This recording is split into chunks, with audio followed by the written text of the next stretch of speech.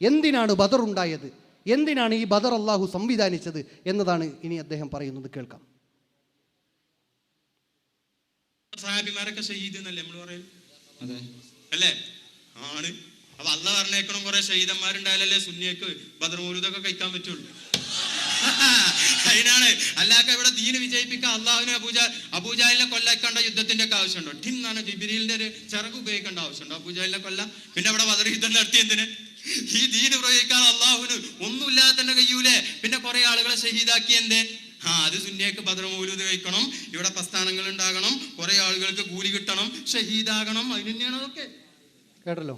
എന്തിനാണ് ബദർ ഉണ്ടായത്? അത് സുന്നികൾക്ക് അല്ല, സമസ്തകൾക്ക് ഇവിടെ ആണ്ട് നേർച്ചകളും മറ്റു നേർച്ചകൾ നടത്താൻ വേണ്ടിയിട്ടാണ് എന്നാണ് അദ്ദേഹം പറയുന്നത്. അതല്ലാതെ അള്ളാഹ്ക്ക് ഇത്ര ആവശ്യമൊന്നുമില്ല എന്ന് പറഞ്ഞിട്ട് ഈ ബദറുമായി ബന്ധപ്പെട്ട തൗഹീദിൻ്റെ അധ്യാപനത്തെ പോലും ഏറ്റവും നല്ല രൂപത്തിൽ തൗഹീദ് പഠിക്കാൻ കഴിയുന്ന ഏറ്റവും നല്ല അധ്യാപനത്തെ പോലും ഇസ്ലാമിൻ്റെ ചരിത്രത്തെ പോലും വികലമാക്കിക്കൊണ്ട് ആത്മീയ ചൂഷണം നടത്തുകയാണ് പൗരോഹിത്യം എന്നത് നമ്മൾ തിരിച്ചറിയണം.